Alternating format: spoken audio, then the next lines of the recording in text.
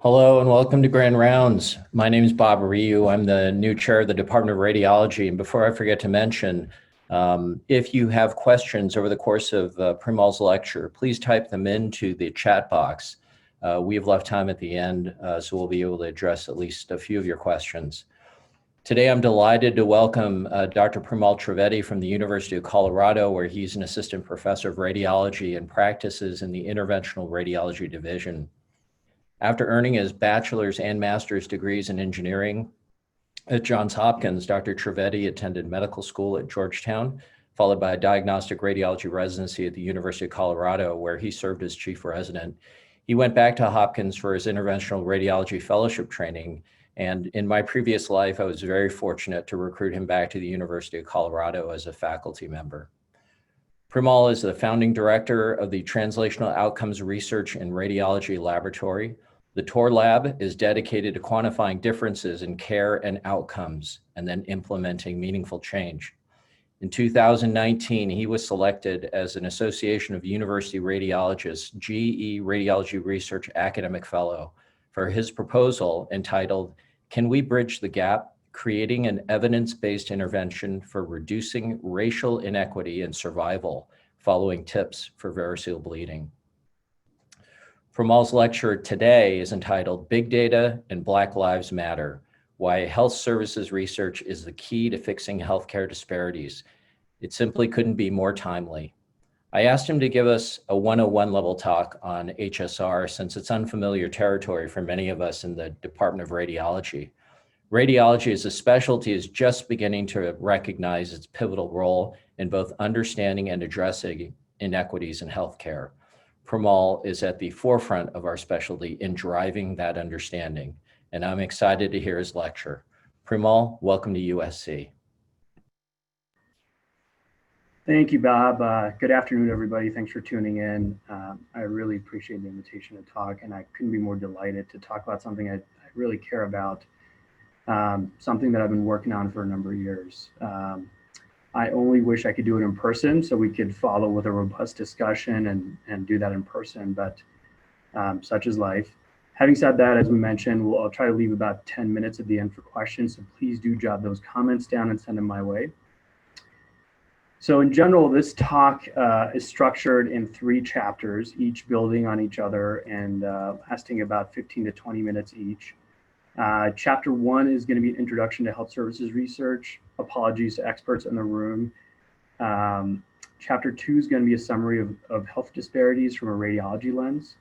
And then chapter 3 is going to be how the two kind of intervene. And I'll just give you my thesis right away.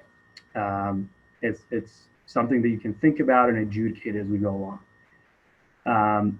One, I'll try to make a case for this, which is we do a good job developing technology, but neglect assessment of real world implementation. 2, that to have effective implementation, we need that to drive value from our work. Effective implementation is not possible without equitable care, and addressing health inequities necessitates evaluation of how we deliver care. So I'll just let that kind of sink in, and let's move on to chapter 1, which is health services research. So what is HSR? And you might honestly get different answers from different sources on this. Let's just first get our lexicon straight. HRQ is kind of an authority in this area. They fund a lot of HSR work, and they define it as a science that examines how people get access to healthcare, how much care costs, and what happens to patients as a result of this care. The main goals of health services research are to identify the most effective ways to organize, manage, finance, deliver high quality care, reduce errors, and improve safety. There's a lot going on there, but I'll highlight a few themes. One is access, another is cost, another is outcomes, and finally quality. Let's look at this definition by the Institute of Medicine, another formidable source on this. And they define it very differently. It's an inquiry to produce knowledge about structures and processes of care. And that's really what I'll draw your attention to. What is structures? Structures are really how physically we organize care. That's how hospitals are situated, where they're situated, where people go. and processes are really how we are delivering that care. And so, you know, my simple definition driving from both is this.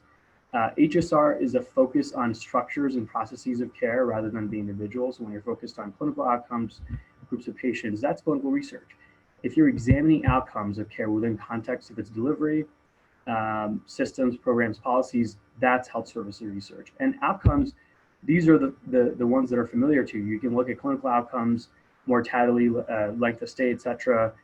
There's cost, value, efficiency.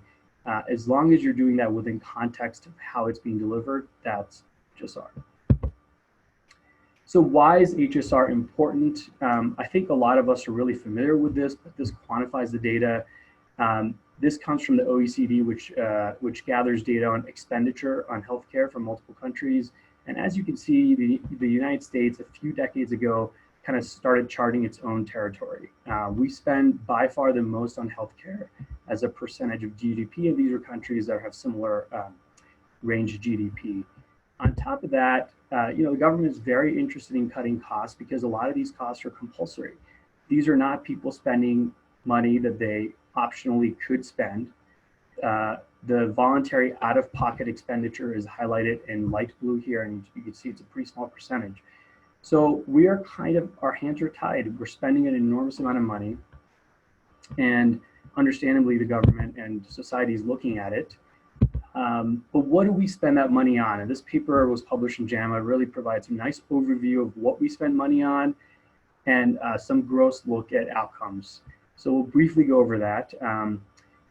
On the left of this table is proportionally higher percentage, on the right is lower.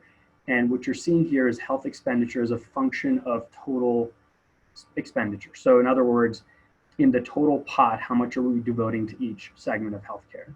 And what you have here is, well, inpatient care doesn't really constitute a major percentage of the total expenditure. How about outpatient care? That's up there. Right? We're spending a lot on outpatient care, not so much on long-term care, and a lot on governance and administration. This probably isn't a shock to anybody here.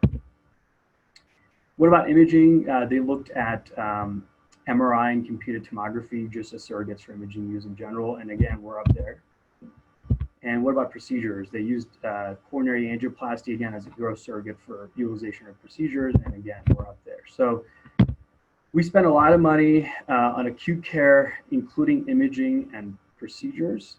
But let's just acknowledge the value is a complicated equation. It's outcomes over cost. And while we're talking about cost being high, what about outcomes? If that evens out, it's an okay value equation.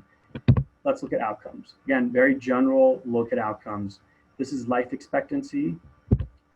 We have the worst, unfortunately, of this comparison group. And in terms of maternal and infant mortality, we are in the highest category. And it's unfortunately not close there. Okay, so we spend a lot of money, a lot of it in acute care, including imaging and procedures, and we aren't living longer. This is kind of a, this is describing a cycle of panic and then neglect, right? We concentrate resources when someone really needs it, and then we aren't there when they really need it long-term for sustenance of health. But are we at least fair amongst Americans? And they looked at that too, and this is a concept that I'll keep coming back to, one of horizontal inequity index. And really what it is simply, do resources match need? And where it doesn't, your horizontal inequity index is high, and that's unfortunately the case in our country. Despite spending all this money, we rank #1 in patients who skip consultation because of cost. And people feel like they have unmet health needs, whether or not you make above or below average income. And so we're really not doing great. We spend a lot of money, but unfortunately, we're providing inequitable care and poor outcomes. And what we need to get to is a framework for high value care. Everyone's talking about this. And as an aside, by the way, for those interested, I would definitely check out HVPAA. It's a consortium of multiple hospitals, multiple specialties, and their focus is how to get to high value care. It's run by a radiologist. Really well done. So this is really where health services research is primed to shine and help. if I were to summarize all the studies done in health services research in radiology, I'd put it in these 4 buckets: utilization, cost, outcomes, and policy analysis. And just given the nature of what it is, we're looking at systems of health and how people derive their care, it tends to have kind of a population focus. And so the currency of health services research tends to be access to big data sources. And, you know, I could do a whole talk on that, but here are a few to summarize. HCUP, which is really under the AHRQ umbrella, does some really incredible data sets that are publicly available. The NIS is frequently used, and they capture about 90% of admissions nationally. NEDS is a comprehensive capture of ED visits nationally. The KID database is a children's hospital capture. There are a number of state databases that have really rich clinical information and track patients longitudinally over time and across facilities. And of course, everybody's heard of Medicare data, given the caveat that yes, it's a Medicare population. They have some really great data. You can track patients again across facilities over time and get some rich clinical information. PSPS is one to keep track of. It's just a summary of utilization. So if you're looking to see if certain things are going up or down in utilization over time, that's all that database contains. So it's kind of easy to mine through, given the fact that it has 10 to 40 million records that you have to sort through. There's always private data sets that you can turn to. The most famous one is the market scan, which I think IBM owns now. It's a comprehensive capture of the market. It captures patients across age groups, across payer status. It's very expensive, and that's the one caveat. Kaiser does really good work with their internal data, and they can, it's all actionable for them, so they do really sophisticated HSR. There are a number of states with all payer state data, and that's mandated, so hospitals have to submit their data to them. And so it tends to be clinically rich and comprehensive. I know Colorado has one. I'm pretty sure California has one too. And institutional data is really important too. I mean, instead of doing retrospective reviews by tracking patients in Excel sheets, the standard now is that you can turn to some entities centrally in the institution. They can help you mine that. And I briefly looked, and Keck has some generous resources there. And then the VA, I think, championed health services research early and continues to do some tremendous work in their area using their own data. So let's get back to HSR and radiology in these 4 categories. And I'll just give you a couple examples of studies that fit into these categories so you can start to get a sense of what that involves. So focusing in on how policy can impact utilization. Here's a study that we did. It focused on IVC filters. I'm sure most of you know what that is. These are filtration devices implanted into the IVC to catch clot on its way to the heart. And the retrievable IVC filter was approved in 2003. And based on the notion that you can always take it, it has a little hook, you can always take it out later, and really fueled by a lack of level 1 evidence for who should get it, we had exponential increase in use. And as use increased, we became more and more aware of the filter-related complications that were out in the community. Here are a few that I've highlighted for you. Here's a filter sitting in a heart that's not great. Here's a filter fragment that's flown off and is in the pulmonary artery. Here's a strut that's gone out and penetrated the bowel. I had a patient who was symptomatic from that. And here's another strut that's in the aorta. So these are not entirely benign devices. The FDA got wise to that. And then in 2010, they issued an advisory highlighting risks. And here was a wording. They indicated that implanting physicians and clinicians need to be responsible for ongoing care of patients with retrievable filters and consider removing them as soon as protection from PE was no longer needed. And in light of this, since the mindset was, it's probably okay to put them in and forget about it, it created a little bit of a ruckus. There have been over 10,000 lawsuits since then by companies, by law firms suing the IVC filter companies. And we asked in this milieu if the FDA advisory had done anything to impact utilization. So to do that, we turned to the NIS and we identified any adult admitted for any indication in the United States undergoing IVC filter placement. And we looked over a 10-year horizon across the FDA advisory date. And our primary interest was figuring out a number of filters placed each year. So here it is. here's the United States, and as this moves along, you see, well, early 2005, we're going up. We're skipping this a little bit. Let's see. Sorry about that. Let me see if that'll work again. All right, here we go. So early 2005, you see precipitous increase, exponential growth in IVC filter use, and then a pretty dramatic drop such that by 2014, the levels are lower than they were in 2005. So pretty impressive, and I think as a nation, we can agree that the FDA advisory did have an impact. But you can get more sophisticated than that. Instead of looking at the United States as a whole, you can start looking at census regions, and that's what we've done here. And I'll just draw your attention to the South versus the Northeast. As this place, the South, they love filters, put in a lot of them early on, flattens out a little bit.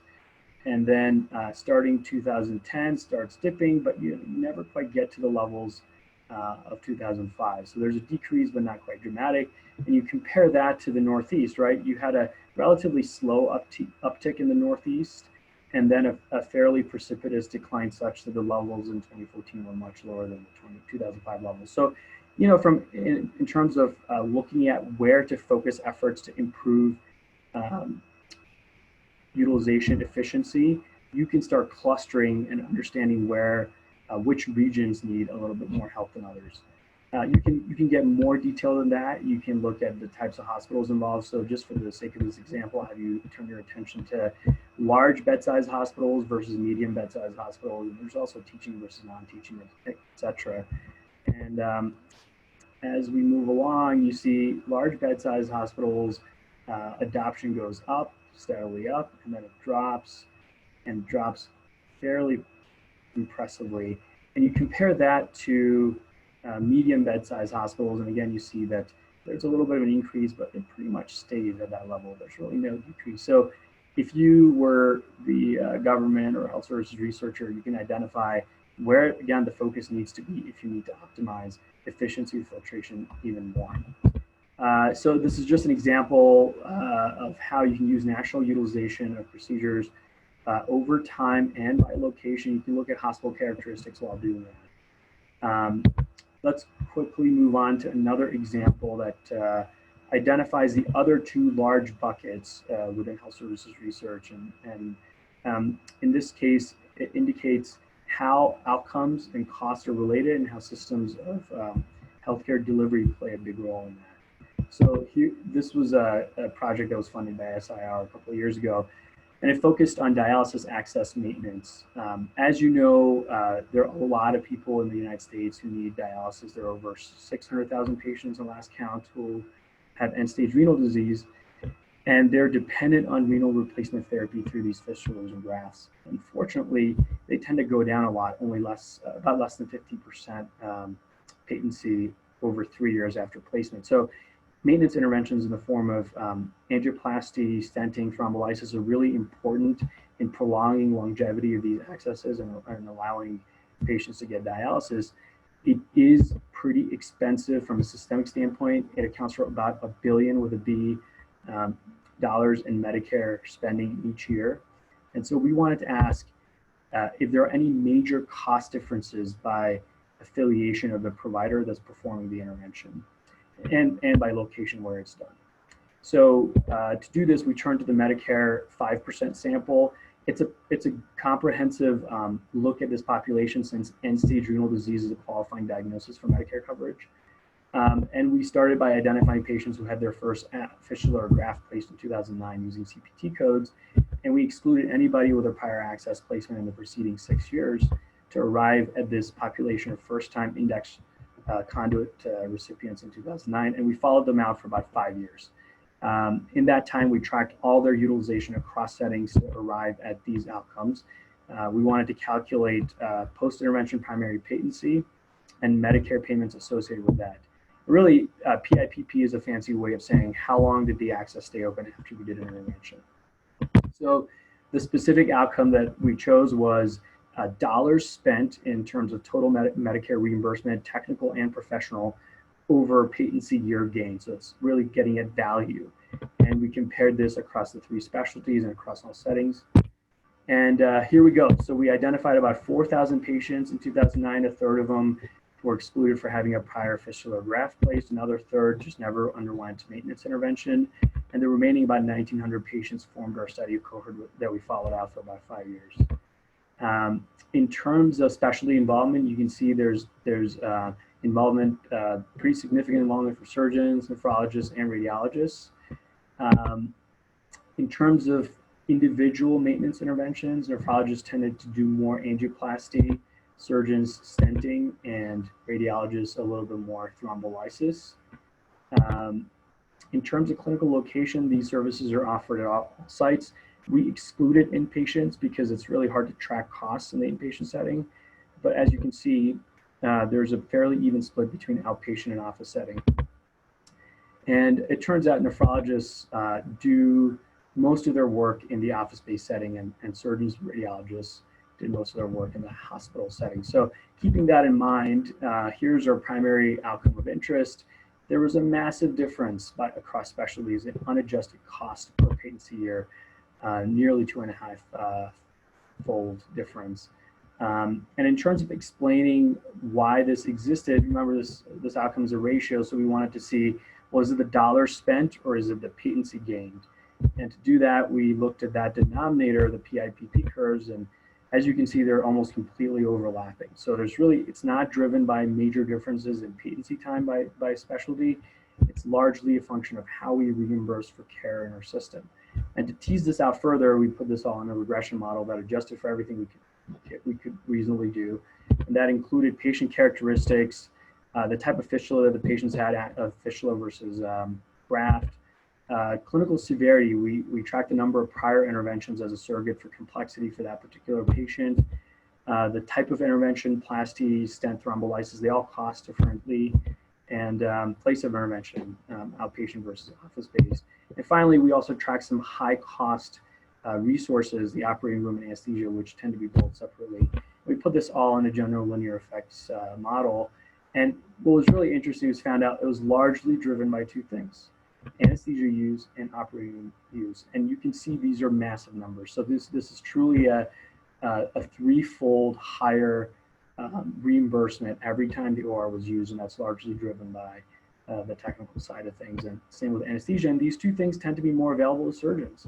And that largely explained the differences that we saw by specialty. So the takeaway from this was maintenance interventions are most cost efficient with radiologists, not because we do such great clinical work. It's really a function of how our care is structured in the United States. There was no major difference in patency times. It was all driven by OR anesthesia use. And that is a good example of how HSR can be used to understand how outcomes are so dependent on the context of how we deliver care. And the takeaway from this is, look, you can look at national utilization, we can absolutely look at hospital characteristics. We can get fairly sophisticated patient characteristic information, demographics, clinical diagnosis, et cetera. And you can also look at cost and how that's dependent on care structures and processes. So as that's starting to flesh out, that's a whirlwind tour of health services research, and as you integrate all that information, we will start building on that with chapter 2, which is focused on health disparities, and we'll look at that from a radiology lens. So just take a little tiny break here and grab a sip of water.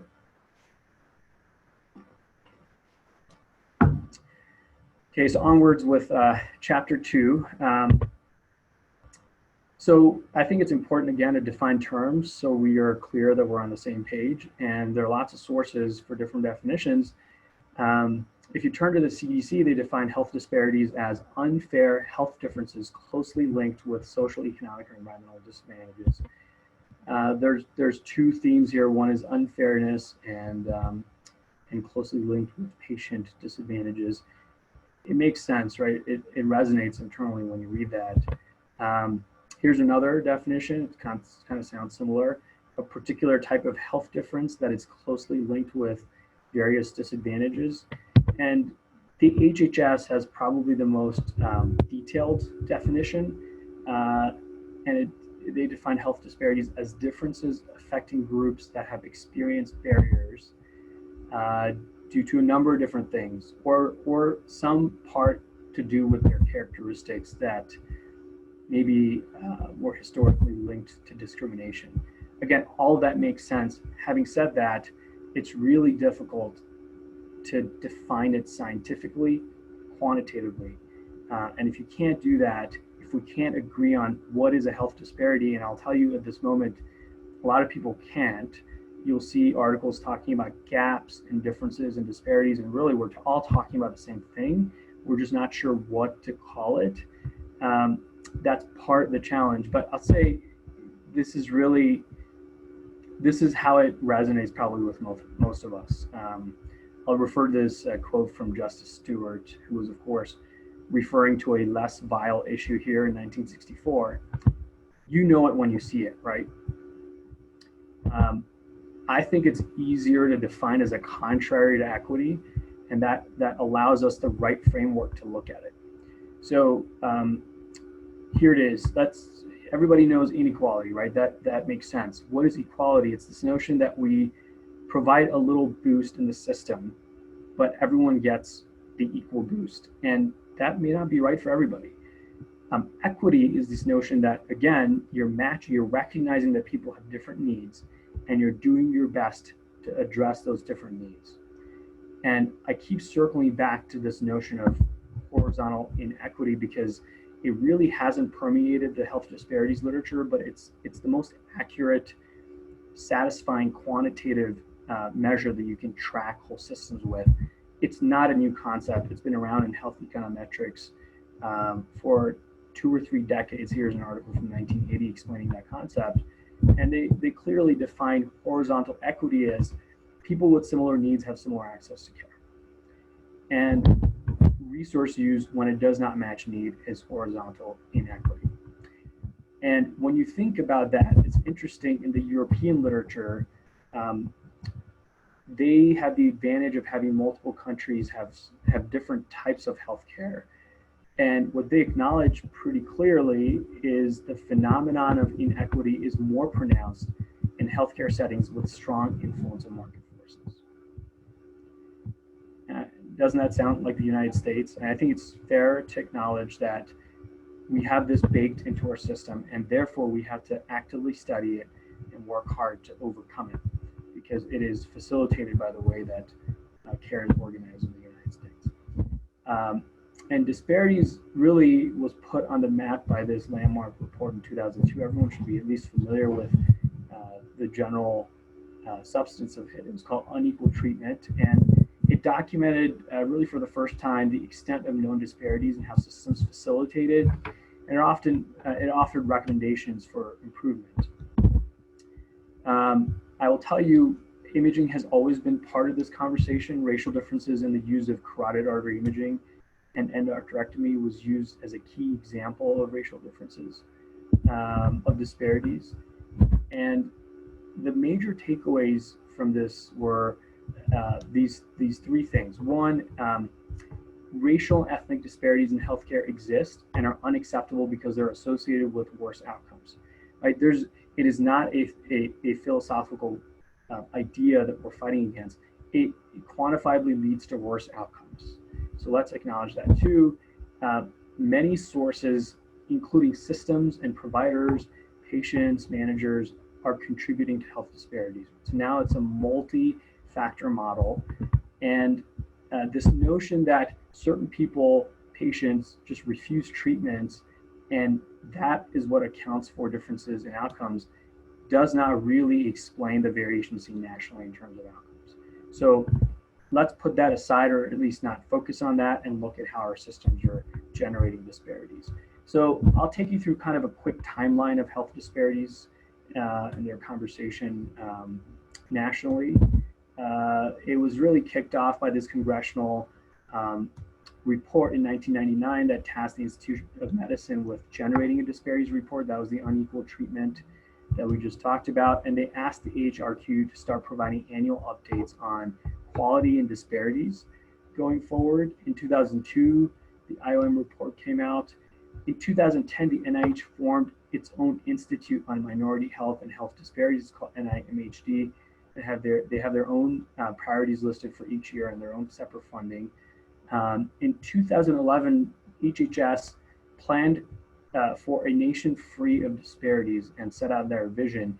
And really, probably the most impactful thing has been the 2012 passage of the Affordable Care Act, which massively narrowed disparities in access to healthcare and shifted the focus a little bit on value of care being provided. Having said that, here we are in 2020, and there's no doubt that COVID-19 has made it clear to everybody that disparities still persist. So there's a lot of work that needs to be done. On top of that, it leads to really high costs. There's a lot of financial waste in the system from disparities. One study looking at the waste associated with disparities estimated there was $1.2 trillion over the course of 3 years. It's a massive amount of money. And really, this is the epitome of low value, right? It's poor outcomes and it's high costs. It is not what we want. And this is the impetus for a lot of people outside of the dollars and the outcomes for making this more central in planning healthcare. You've heard of the minority majority concept, is where around 2050, we anticipated minorities will become more than 50% of the United States population. I will say today, non-Caucasian people constitute 40% of the population today. So a lot of those projections that are frequently thrown out, they're entirely valid, but it's an issue that we are tackling today. It's not something that we should think about for tomorrow. And how can we maintain outcomes or improve value without addressing disparities? I will just tell you really quickly the summation of disparities literature in radiology. And the spoiler alert is this: we are documenting that they exist, and we are all getting to the notion that we need to do something about that. Here's, there's no way I could go through all the studies, but here's a couple that are representative of what's out there. This was a retrospective review of outpatient CT and MRI appointments in the Harvard system, and they looked at predictors of missed imaging appointments. And this will probably not come as a surprise to a lot of people, but worth considering that having Medicare and Medicaid was a strong predictor as opposed to having private insurance of not showing up for their appointment. Being African American or Hispanic, that's a large segment of the population, English as second language, and being poor. And again, this goes back to this idea of horizontal inequity. Our system is now acknowledging that people have different needs and their different challenges, and access is therefore not equal across groups of patients. Here are a couple more that get at that concept of access. One by Ahmed that looked at use of screening mammography and found that, again, African American and Hispanic women have significantly lower population adjusted use of screening mammography. And another study that demonstrated that non-English speakers were much more likely to delay follow-up after an abnormal mammogram. So even after they do show up for a mammogram, the utility of the mammogram is that you identify a problem, deal with it, well, they're much more likely to delay follow-up. And so how good is the technology if you can't get it out to the people who need it and have actionable solutions that are generated from that? And again, all of these kind of address access, but what about outcomes? That's always hard to do in a specialty like diagnostic radiology, where you're right in the middle of care spectrum. But we have a couple studies that get us there. Here's a really interesting one that was published in JAMA Oncology recently. And it looked at use of low-dose chest CT for lung cancer screening. As you all know, NLST demonstrated a 20% mortality benefit with use of low-dose chest CT. It's a huge win. And based on that, the USPSTF guidelines recommended screening patients with a 30-pack year history of smoking for lung cancer. And the problem is the original population only included 4% of Black patients. So you say, well, that's not ideal, but hopefully what we came out of it with was fine. But these authors looked at what is the real world consequence of that population makeup. They compared eligibility for screening among smokers across race in a real world population. This is a Southern community cohort that was put together for a different reason and has been tracked for a number of years. And what they saw was amongst smokers, 67% of their patients were Black. That's nowhere close to the 4% of the trial. And in terms of screening eligibility, 18% were Black, 31% were white overall. And amongst patients who went on to develop lung cancer, a third of them were Black, 56% white. And the reason why this happened is because the population was so skewed against Black patients, but Black patients tend to behave differently culturally. When they smoke, they don't smoke as much, but their risk of cancer is still present at much lower pack year histories. And so what they found was, had they been included in the original population at rates in which they're present in the real world, they would have identified a 20 pack year smoking history as the appropriate threshold for screening, and you would have equitable access to screening and a reasonable chance at identifying lung cancer in its early stage. So this again gets at that notion of, look, we have our population it's increasingly groups of minorities, and we need to acknowledge that today, not in 2050 when it's a minority majority country, and that this is the dirty secret about randomized controlled trials, right? Everybody loves them, and I understand why. It yields clean information, but if the population is not representative of the real world, it does not result in value add to the healthcare system. And that's where we need real world pragmatic trials to be done. Here's a study that gets us to that mortality piece.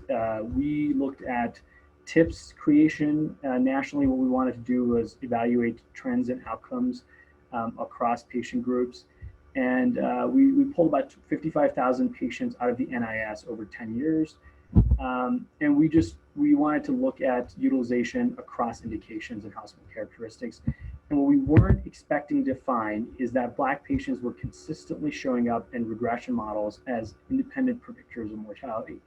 And when we looked at inpatient mortality after TIPS for variceal bleeding, we had a collective jaw drop moment. Black patients had a mortality over 30%, more than a twofold difference across compared to any other race. And really, this mortality is closer to the control arms of the randomized control trials that put TIPS on the map. So in reality, when we do TIPS on Black patients, they do not enjoy the benefits that we think TIPS offers. So the question, of course, is why, and we'll circle back to it shortly. That's an example of how there's disparities documented in the entire spectrum from access to mortality. So here are the takeaways. We've documented disparities, and they're driven by race, ethnicity, but also social determinants, income, payer mix, and that we have survival differences by race in the use of interventional procedures. So what can we do? Here are the solutions that have been offered in the literature over the last 2 decades, and there's a lot of funding that's gone into this. And they are summarized by cultural competency training, physician diversity, and implicit bias training. And all of these are absolutely appropriate, but I'll point out that they focus on groups of people and not on systems as much. And the question is, how do we get to high value, equitable healthcare, which requires a context of how we deliver that healthcare without looking at that piece? So major takeaways from chapter 2 are really disparities in access and outcomes are baked into our system. Imaging, by the way, has always been part of that conversation, and we need to lead the effort to engage in how disparities are happening and work actively to fight against them, because we are very much part of that conversation. And at this point, we're identifying the magnitude of the problem. Suggested solutions are largely focusing on changing provider behavior. And what really needs to happen urgently is a look at healthcare structures and processes. And I think you see how the two connect now. So chapter 3, we will look at why HSR is the key to fixing health disparities. I have to say, with coronavirus, there's been a lot of attention paid to health disparities. There's massive national media attention, and appropriately so. And what it's done is identified holes or weaknesses in the system that have been in place for for a number of decades, they're just easier to see now, and people are much more cognizant of it. So I think we should use this opportunity to critically evaluate what we can do individually and collectively to address this problem. Here's an article from CNN. Here's another.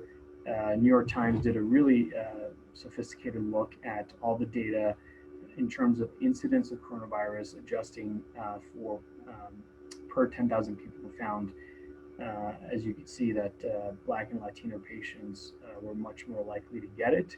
And we also have built context over time in the news media. Here's something from the Wall Street Journal that talks about how mayors are moving to address racial disparity, and that the divide is caused by more pre-existing medical conditions, less access to healthcare, and more jobs requiring physical contact. And I cannot stress the importance of context here. Here's a perspective piece that really particularly resonated with me in the New England Journal, and they talk about how disparity figures without explanatory context can perpetuate myths and misunderstandings that actually undermine the goal of eliminating health inequities. I could not agree with this notion more, and this is a point that I hope to drive in through this talk. How do you build context? It's easy to say. How do you build context? And here's how you don't do it. I ran into this article, and it was titled "Physicians Who Cause Healthcare Outcomes Disparities." I hope they're not talking about radiologists.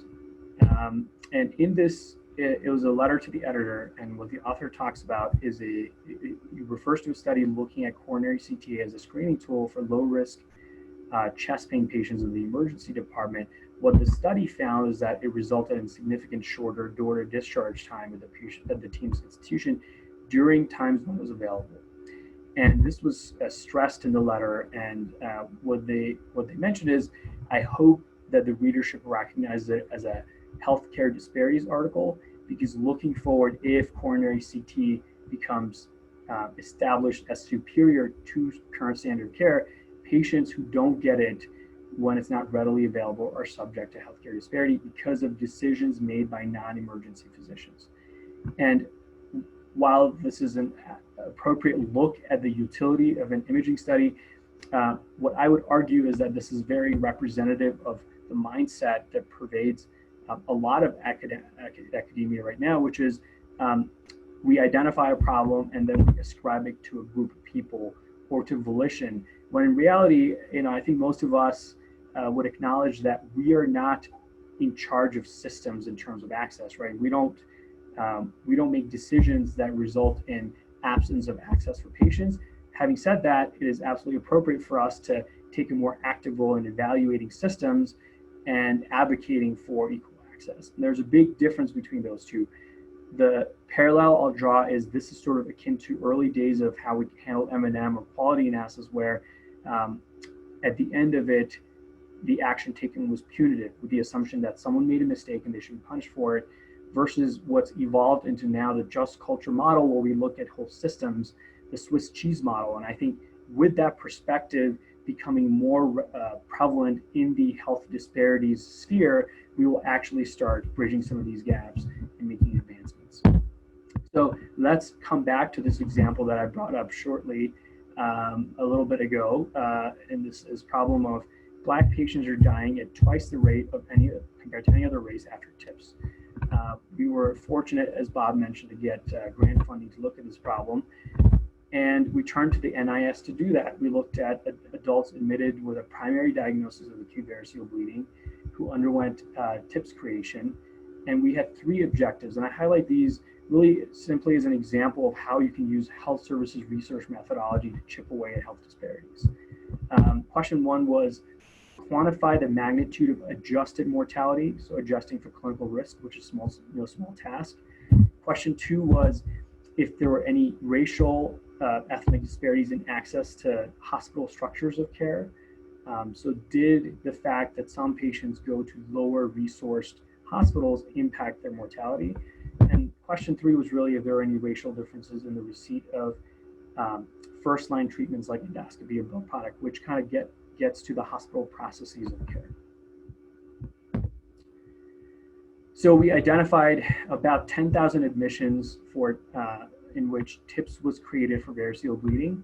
And the thing I'll point out right away is 5% of Black patients in this cohort. That doesn't make sense, right? That's not the prevalence of patients out there with portal hypertension and variceal bleeding. So that's just an aside, but that's a disparity piece right there.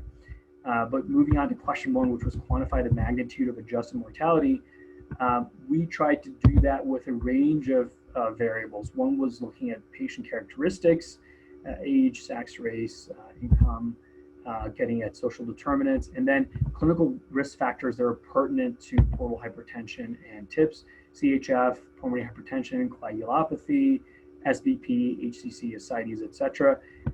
We also looked at 29 Elix-Hauser indicators of comorbidity, and we looked at this APR-DRG risk score, which is baked into the NIS for risk stratification.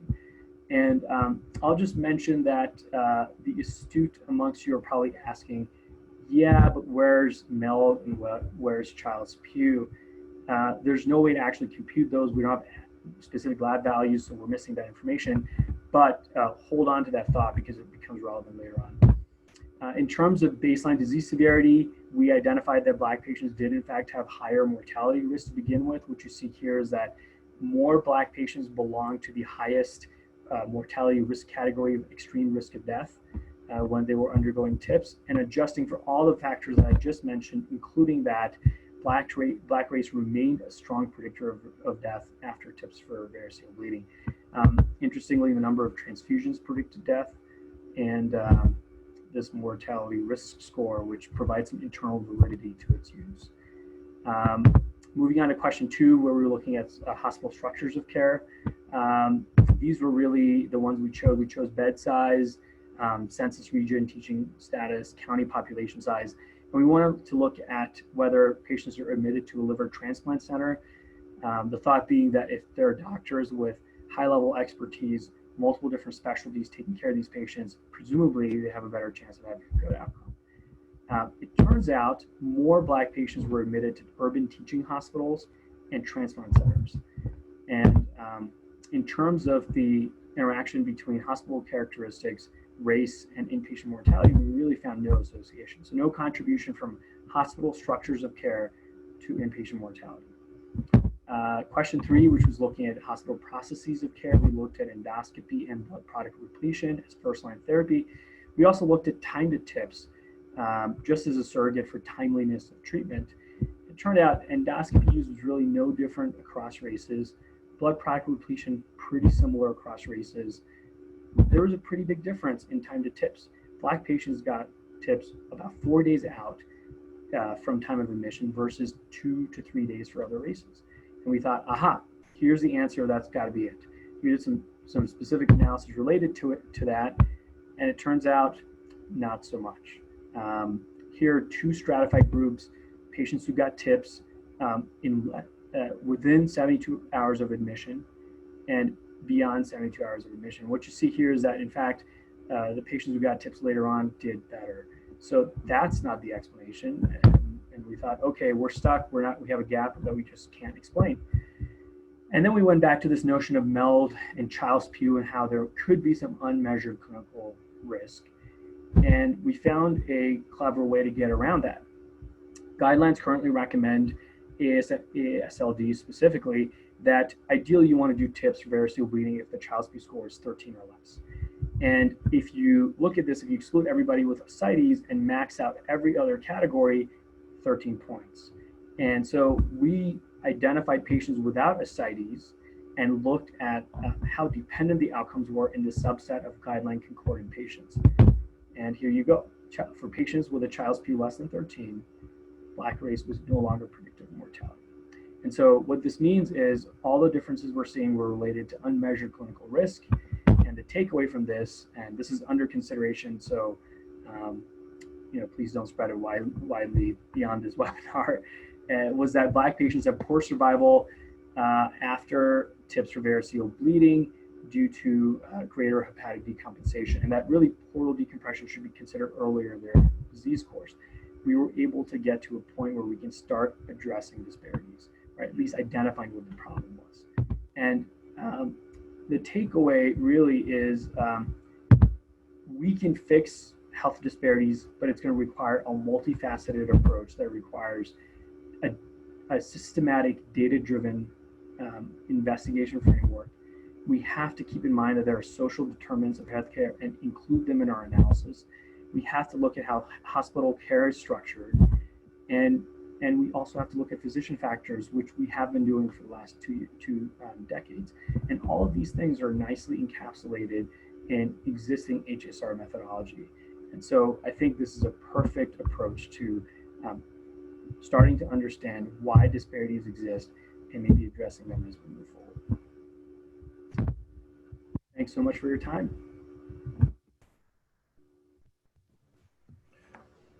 That was a terrific talk, Premal. Thank you. We only have a few minutes, so I will pose a question that Vinay Dudalwar, one of our faculty, wants to ask. And that's with, and forgive me, Vinay, if I don't quite paraphrase this correctly, but is there a way to use similar research techniques or HSR principles to look at research dollars and its effect on outcomes?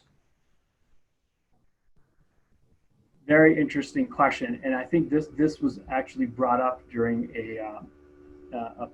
after a panel at our draft meeting this year, which is can we look at what research dollars are buying us? And I'm not sure I'm addressing exactly your question.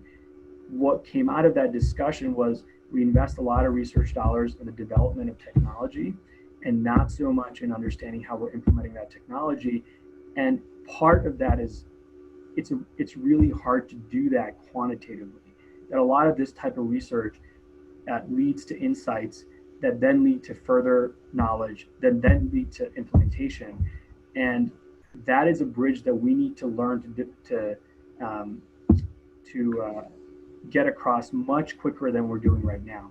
So if you wanted to look at that you absolutely could. I think most publicly funded projects, you could easily identify what their objective is. You could put it into categories of, are we looking at comparative effectiveness, right, which is different? Are we looking at value, kind of population-based outcomes? And you could start doing analysis on dollars flowing into certain appropriate categories of research that apply in this area and seeing what came out of it. It would be a massive undertaking, but potentially worth doing.